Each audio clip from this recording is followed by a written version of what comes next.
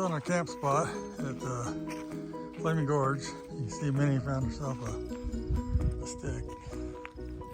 She's been trying to carry it back to the campsite. Really likes her new stick.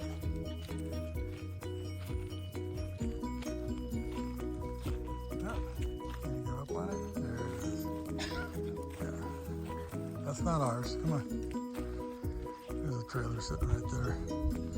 There's people out here come park their trailers for the season and just come and go.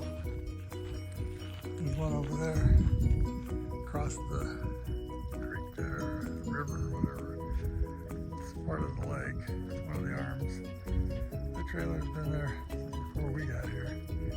Haven't seen nobody there.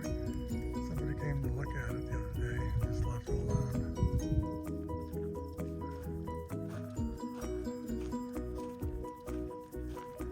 You got a new stick there? Where's the other one go?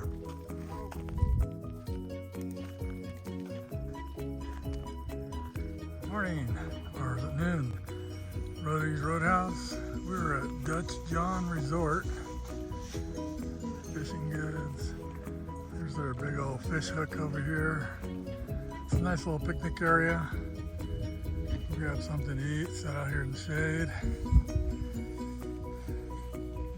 Dumped our tanks back there in the back. But pretty nice little place. A little spendy. Got gas here, got a spot, everything you need. Except for full groceries. They got a few essentials. This is it. In that direction there, I'll be on our way back home. So, we're out. Say bye to Minnie.